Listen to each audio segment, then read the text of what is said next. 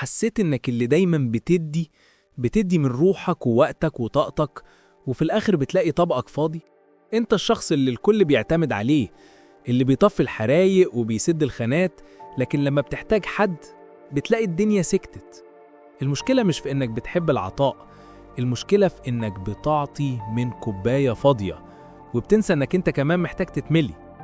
التضحية المفرطة مش محبة، دي في الغالب هروب من مواجهة الذات أو خوف من الرفض.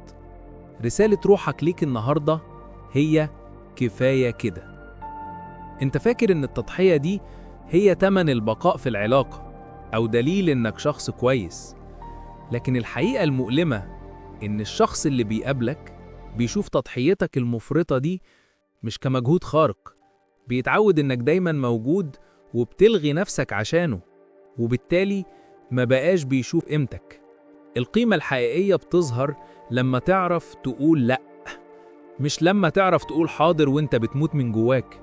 انت مش مطافي حرايق، انت إنسان يستاهل إن ناره تنطفي كمان.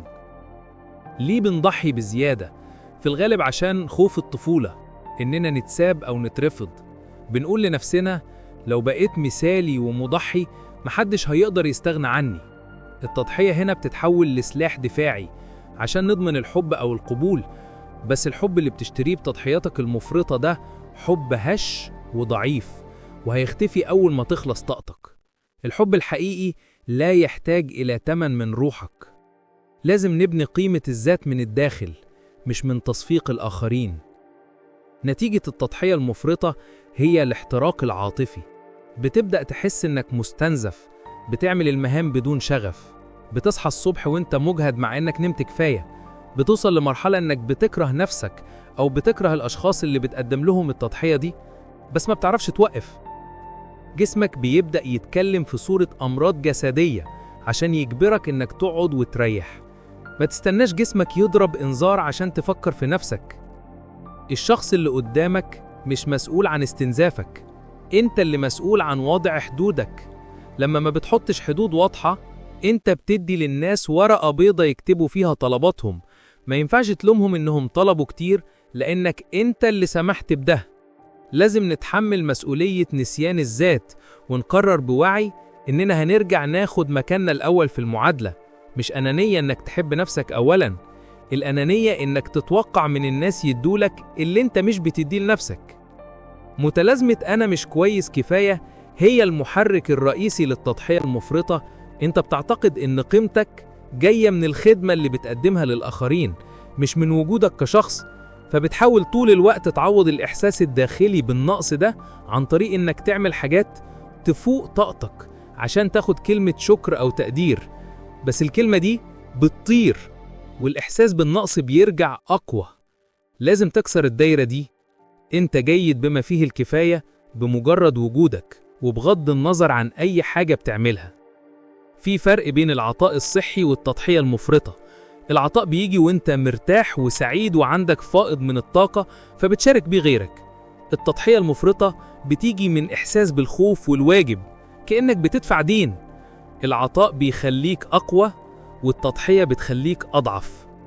راقب إحساسك بعد ما تدي. لو حسيت بالإرهاق أو الغضب يبقى دي تضحية، لو حسيت بالسعادة والامتناء يبقى ده عطاء. الإحساس هو البوصلة.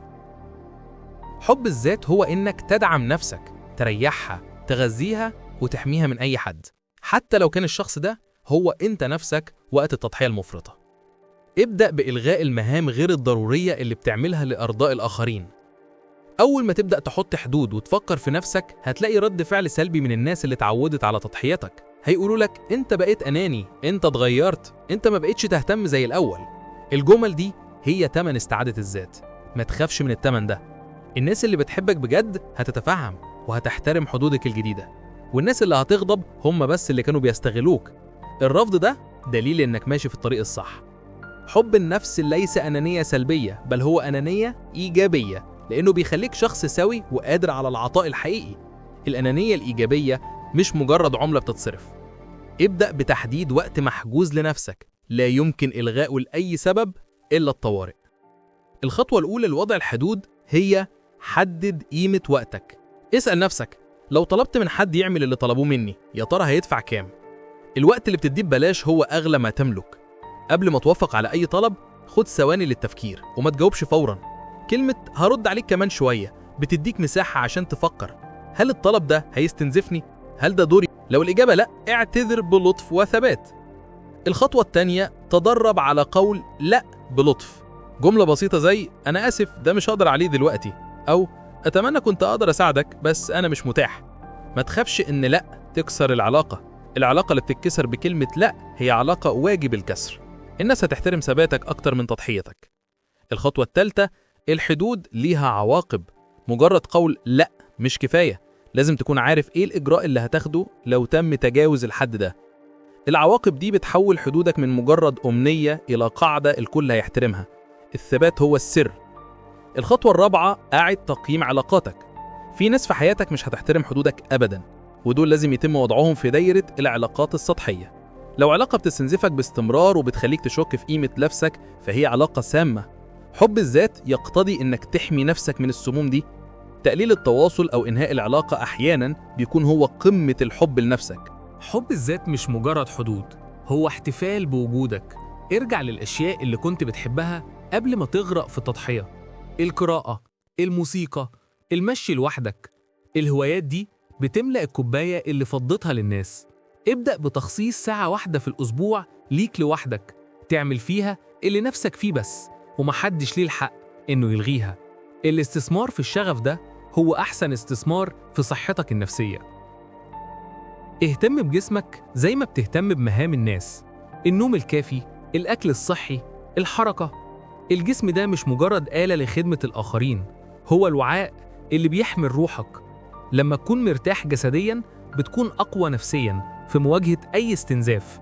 رعاية الذات هي أول خطوة في بناء جدار قوي ضد التضحية المفرطة. ادي جسمك اللي محتاجه، هيديك القوة اللي محتاجها. مفتاح التحرر من التضحية المفرطة هو الشعور بالأمان الداخلي. لما تكون مطمن إنك مش محتاج مجهود خارق عشان تستاهل الحب، بتتحرر. إحساسك بالحب الذاتي هو رصيدك الأقوى.